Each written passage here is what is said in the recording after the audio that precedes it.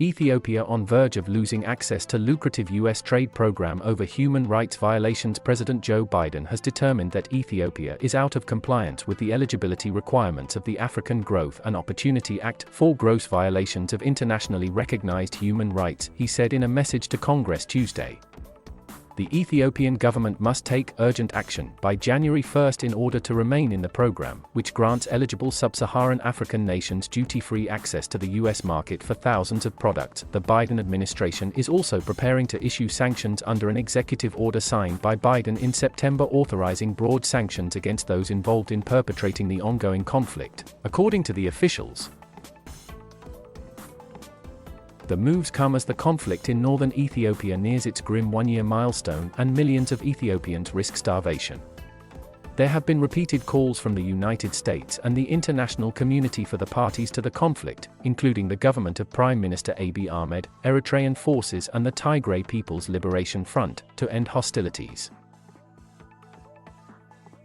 We're urging the government of Ethiopia to take urgent steps by ensuring an end to all gross human rights violations, granting unhindered access to international human rights monitors, removing barriers to humanitarian operations, another senior administration official said.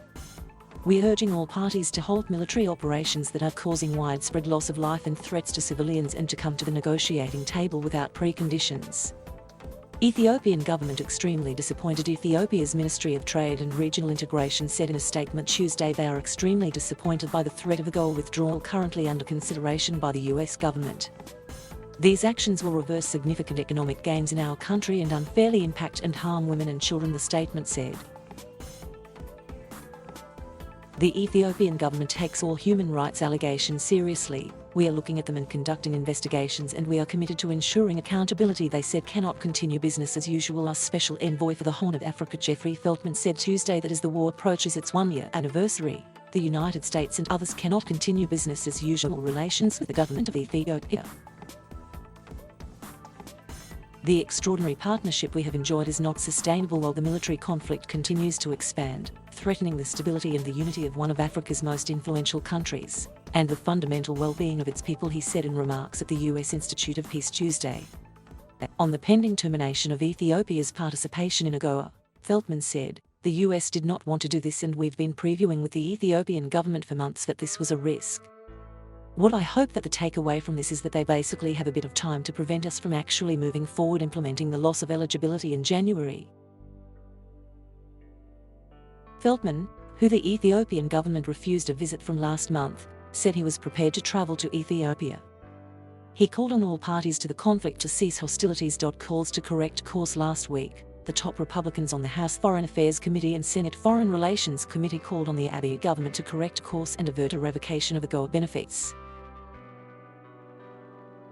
It is up to Prime Minister Abiy to take immediate, concrete action to avoid further gross violations of human rights and to bring Ethiopia into compliance with its obligations to both the Ethiopian people and the eligibility requirements of this trade preference program, Senator Jim Risch and Representative Michael McCall said.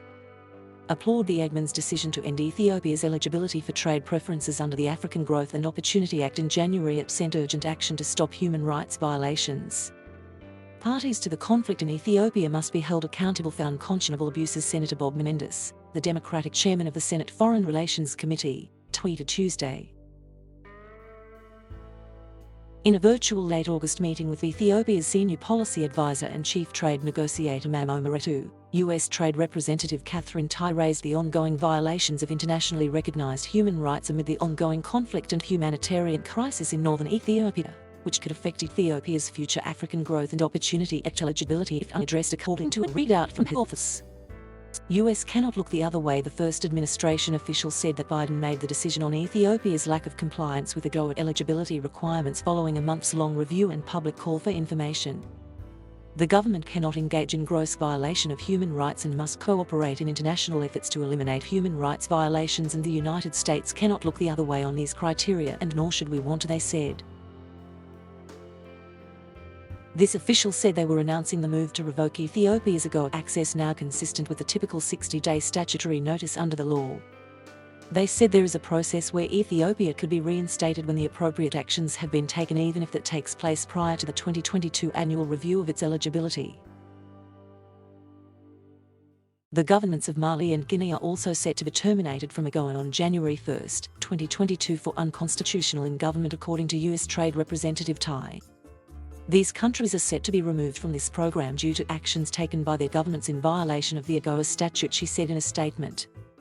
The United States urges these governments to take necessary actions to meet the statutory criteria so we can resume our value trading partnerships.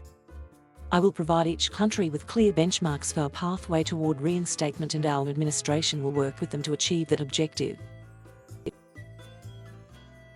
In an opinion piece published in Foreign Policy last month, Ethiopia's chief trade negotiator Meretu argued that removal of AGOA eligibility would only worsen the condition of ordinary Ethiopians who have no connection to the Tigray conflict, including women and low-income workers. The second senior administration official said they sincerely hope that the Prime Minister uses this opportunity, this space, and in light of what is happening on the ground, to take positive steps to come to the negotiating table for the sake of the country and for those women who will be affected by this. It's really up to Prime Minister Abiy to take the steps he needs to in order to hopefully stave off the ineligibility trigger of January 1, they said. Thank you for watching. Please subscribe.